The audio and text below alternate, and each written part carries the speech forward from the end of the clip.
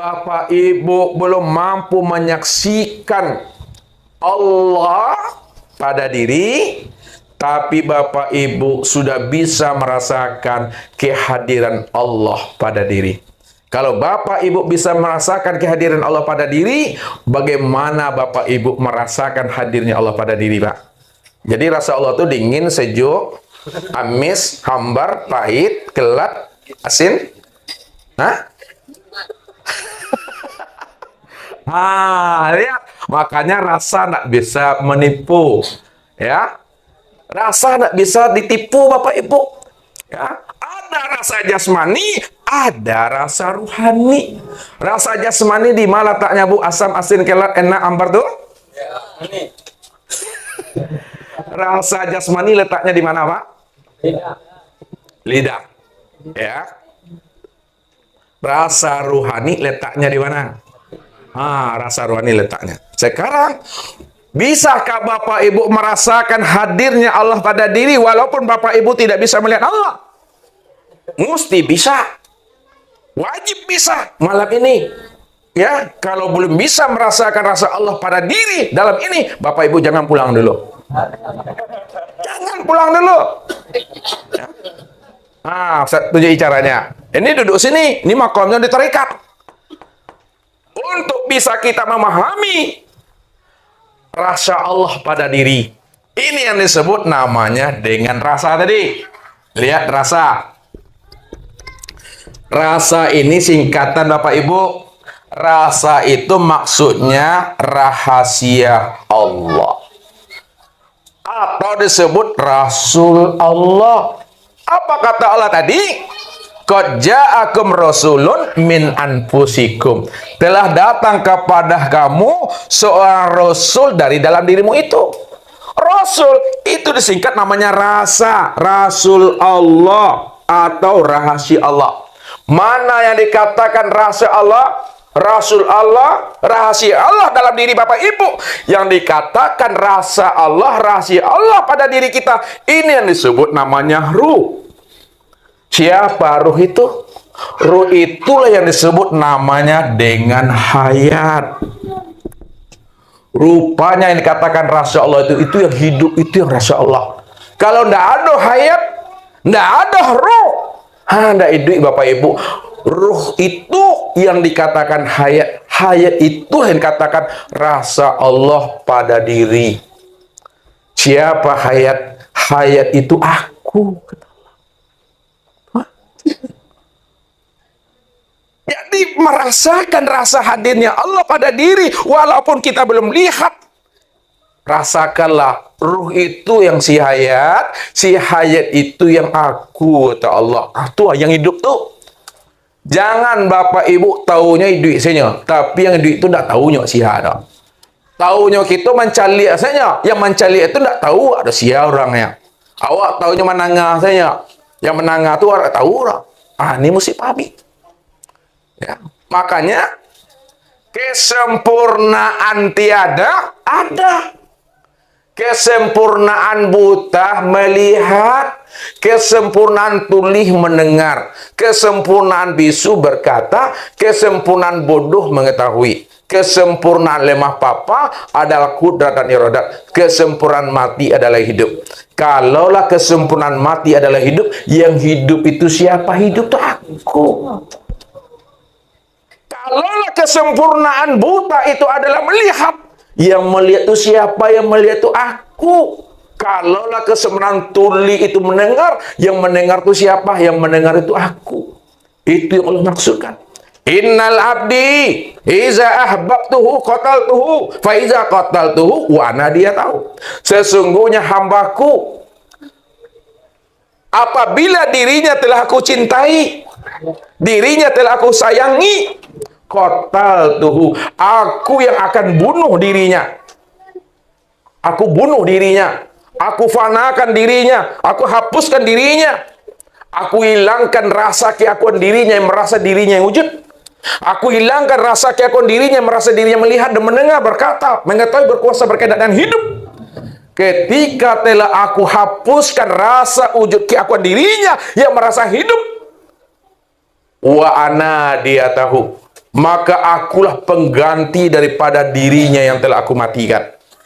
Kalau aku pengganti dirinya yang telah aku matikan, maka yang wujud itu aku. Yang melihat dan mendengar itu aku. Yang berkata mengetahui hidup itu aku. Allah pasang badan Bapak Ibu. Disitulah Bapak Ibu paham bahwa diri Bapak Ibu la haula wa la quwata illa billah. Mana yang diri la haula? Mana yang diri illa billah? La haula wa la quwata, diri yang tidak ada daya dan upaya. Inilah yang jasmani ini. Ini yang diri yang zahir. Yang kawin ya. Yang kawin ini diri yang la haula wa la quwata. Tidak ada daya dan upaya untuk melihat, mendengar, berkata, dan hidup. Yang illa billah, melainkan hanya Allah. Allah itu yang illa billah pada diri. Ini yang disebut namanya dengan ruh. Ruh itu yang dikatakan hayat. Hayat itu aku. Maka pada saat kita telah merasakan akan kehadiran Allah pada hati, pada rasa, itu namanya Bapak Ibu telah khusyuk namanya. Itu rasa tuh Bapak Ibu. Tapi lu menengok lagi dah. Belum melihat, tapi sudah bisa merasakan hadirnya Allah itu pada diri. Kemudian yang terakhir Bapak Ibu, kalaulah ruh ini khusyuk di dalam sholat, bagaimana khusyuknya ruh dalam sholat? Khusyuknya ruh dalam sholat, dia betul-betul sudah menyaksikan yang dia sembah. Dia telah menyaksikan yang dia ingat, bahwa sesungguhnya yang dia ingat, yang dia sembah, dia telah melihat. Inilah maqam tauhid. Apa kata Allah melalui nabinya? Anta budallah ka'annaka tarahu. Sembah olehmu Allah seolah-olah kamu melihat Allah. Itu arti terjemah itu. Maknanya, sembahlah olehmu Allah sebenar-benarnya kamu menyaksikan Allah. Siapa solatnya tidak menyaksikan Allah, batal. Man nazara ila say'in malam yarallah fihi fahuwa batil. Siapa yang melihat sesuatu pada tubuhnya, pada rohnya, pada dirinya, lalu dia tidak mampu memandang Allah pada dirinya, fahuwa batil, itu pandangan yang berdosa. Kalau itu sudah dikatakan pandang berdosa, maka solatnya batal. Ini yang dimaksud oleh Allah. Buka surah Al-Hijr ayat 99. Kalau tidak salah betul tuh Bapak Ibu. Apa kata Allah? Nah, ini lihat. Wa'bud rabbaka hatta ya'tiyakal yakin. Sembahlah Rabbmu hatta ya'tiyakal yakin, sehingga betul-betul terbit di dalam hatimu, terbit di dalam ruhanimu, terbit di dalam rahasia dirimu suatu keyakinan. Jadi beribadah, menyembah Allah itu betul-betul terbit di dalam ruhani Bapak Ibu suatu keyakinan. Kalaulah menyembah Allah itu mesti yakin, lalu apa yang dikatakan yakin? Nah, lihat. Yang dikatakan yakin kata Rasul, al-imanu kullu. Yang dikatakan yakin itu adalah iman yang sempurna. Kalaulah yakin itu iman yang sempurna, lalu iman yang sempurna itu seperti apa kata Rasulullah? Iman yang sempurna itu al-iman antu'minu bi ru'yatillah. Tu'minu bi ru'yatillah. Iman yang sempurna itu di mana kamu betul-betul sudah menyaksikan Allah secara nyata dan sempurna pada dirimu. Makanya sholat itu mesti sampai kepada musyahadah, menyaksikan.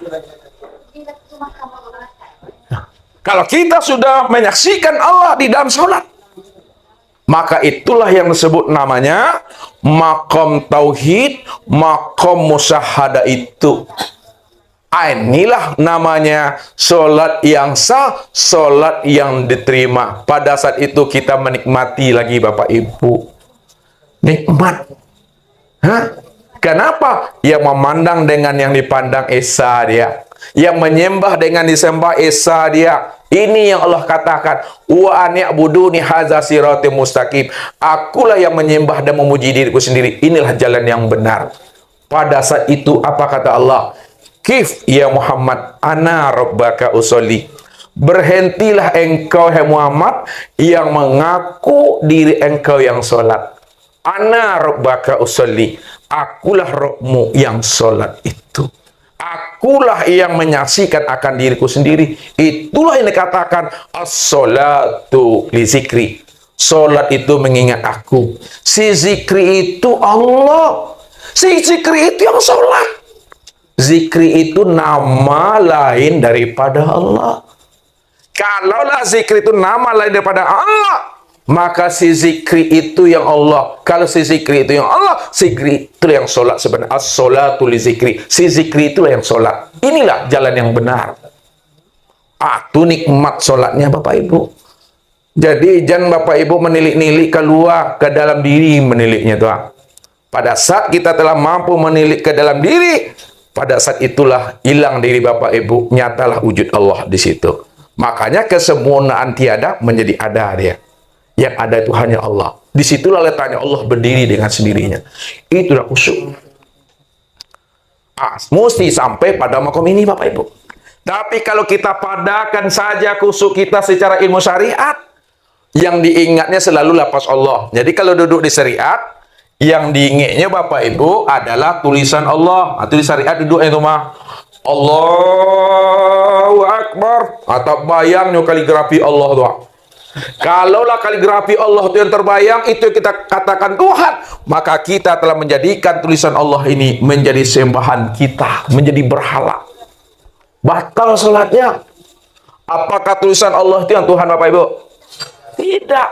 Makanya kalau duduk di syariat saja, kita belajar syariat aja, cara mengingat Allah yang diingatnya tulisan Allah. Mesti naik makom kita. Naik makom di torikat. Nah, kalau orang terikat, cara mengingat Allah, yang diingatnya itu bukan lafaz Allah, tapi yang diingatnya itu diri yang bernama Allah. Karena Allah itu bukan Tuhan. Seorang lagi lihat, lafaz Allah, asma Allah ini bukan Tuhan. Jadi jangan bertuhan kepada Allah. Karena Allah itu nama daripada Tuhan. Kalaulah Allah itu nama daripada Tuhan, lalu yang Tuhan itu yang mana? Yang Tuhan itu adalah dirinya. Dirinya itu Tuhan, namanya Allah. Maka duduk di torikat, dia mengingat diri yang punya nama. Dia mengingat diri yang bernama Allah tuh. Dia mengingat diri yang bernama Allah. Makanya diri dengan nama tidak pernah berpisah cerai Bapak Ibu. Kan itu saya bilang tadi itu cabai dengan apanya tadi? Pedas. Ini cabenya, ini pedasnya. Pernahkah berpisah pedas dengan cabenya? Tidak. Kalau tidak berpisah, lalu pedasnya itu di mana? Pedasnya itu pada cabai. Diri Bapak Ibu dengan nama Bapak Ibu tidak pernah berpisah cerai. Sekarang Ustaz mau nanya, Pak Imam nih, Bapak punya nama kan? Nama Bapak letaknya di mana? Di KTP, di kartu nama, di kakak, atau pada istri? Nama Bapak Ibu letaknya pada diri. Yang mana yang diri tadi? Ini yang dirinya, ruh tuh. Ini yang orinya. Ini yang diri kita. Siapa ruh tuh? Ruh itu yang si hayat tuh. Makanya dia tidak berpindah-berpisah. Satu dia. Coba Bapak sebut lagi tadi spidol. Pak, paling kenal. Spidol. Ini yang spidol tuh atau ini? Yang kanan. Yang kanan. Sekarang coba Bapak sebut Allah. Allah. Mana orangnya? Mana wujudnya? Asailah. Ini yang mesti paham. Tadi disebut Mik, ini orangnya kan jelas loh. Karena nama dengan wujudnya nggak pernah berpisah. Disebut spidol, ini orangnya. Nama dengan wujud nggak pernah berpisah. Coba sebut Allah. Allah itu kan namanya. Berarti namanya tidak pernah berpisah dengan dirinya. Kalaulah nama tak berpisah dengan dirinya, disebut Allah, mana dirinya, mana orangnya, mana wujudnya? Kuah. Keha. Ini dia. Hah. Tapi ingat, Bapak Ibu, jangan ngaku-ngaku Tuhan. Bapak Ibu jangan ingin jadi Tuhan. Bapak Ibu jangan menyanding-nyandingkan diri dengan Tuhan. Belajar ilmu tauhid bukan ingin jadi Allah. Belajar ilmu tauhid bukan ngaku-ngaku diri Allah. Belajar ilmu tauhid bukan menyanding-nyandingkan diri dengan Allah. Akan tetapi Bapak Ibu belajar ilmu tauhid untuk menyatakan Allah cuma yang wujud. Allah cuma yang ada. Diri kita tidak wujud dan tidak ada. Kalau diri kita tidak ada, lalu siapa diri kita ini bagi dirinya Allah? Diri kita ini, inilah kenyataan, mazhar, perwujudan, kenyataan daripada diri Allah. Kalaulah ini kenyataan diri Allah, maka inilah nyatanya Allah itu. Wallahu nafsiyun wa ana nafsa wujudahu. Allah diriku nyatanya wujud Allah. Di situ tak ada pengakuan kita. Jangan ngaku-ngaku. Itu mesti pahaminya. Makanya Allah bilang, wa ni'buduni hadza siratul mustaqim. Akulah yang menyembah dan memujiakan diriku sendiri. Inilah yang benar. Maka tidak ada lagi bahasa mengingat. Karena yang sebenar ingat, tidaklah mengingat. Hah? Saya bilang, yang sebenar ingat itu tidak ingat. Yang tidak ingat itulah yang sebenar ingat. Kalau Bapak Ibu masih mengingat, tandanya belum ingat. Paham artinya itu? Nggak tahu. Nah, Ustaz terima kan, jangan sok tahu. Orang yang ingat adalah orang yang mengingat. Orang yang ingat itulah sebenarnya orang yang tidak ingat. Yang tidak ingat itulah sebenarnya ingat. Maksudnya, apa makna ingat yang sebenarnya? Ingat itu maksudnya sadari, pahami, sesadar-sadarnya, sepaham-pahamnya, inilah nyatanya diri Allah itu. Itu maksudnya. Makanya tidak ada lagi kata dan suara la sautun wala harfun. Tidak ada kata, tidak ada huruf dan tidak ada suara. Kata yang tiada terkatakan. Yang sebenar ingat itu maksudnya sadarilah bahwa diri kita tidak ada, yang ada hanya Allah. Disitulah nikmatnya sholat itu. Makanya hadap wajah. Nah, ini lihat kesimpulannya. Hadap wajah ke tempat sujud. Jangan ke dinding untuk ke tempat sujud, silent kan apa? Hadap wajah ke tempat sujud. Ya. Hadap dada ke Ka'batullah. Mulut membaca ayat, telinga mendengarkan bacaan ayat, akal pikir mengontrol dan mengawasi apa yang dibaca oleh mulut, apa yang didengar oleh telinga, dan apa yang diperbuat oleh anggota tubuh, mulai dari takbir sampai salam. Sedangkan hatinya Bapak Ibu sudah menyaksikan Allah sempurna pada diri sendiri. Dan rasa dan perasaan Bapak Ibu sudah menikmati. Allah itulah yang menikmati dirinya dengan kelakuan dan sifatnya sendiri. Itu maksudnya Allahu Akbar. Itu maksudnya nikmati sholat Allahu Akbar. Nikmati. Makanya mesti tahu kita kiblat itu yang mana. Kiblat tubuh itu ke fi'il Allah.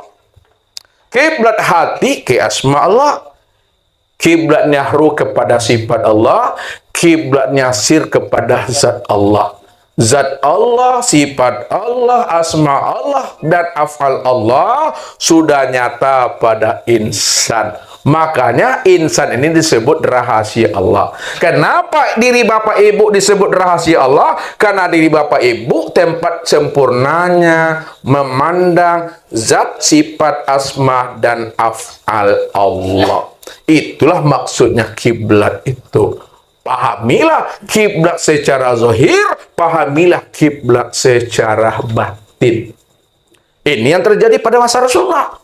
Pada saat sahabat hijrah mengikuti Rasulullah, maka pada saat itu sahabat belum sholat isya Bapak Ibu, ya, kena kegelapan malam. mereka pun ingin mendirikan sholat.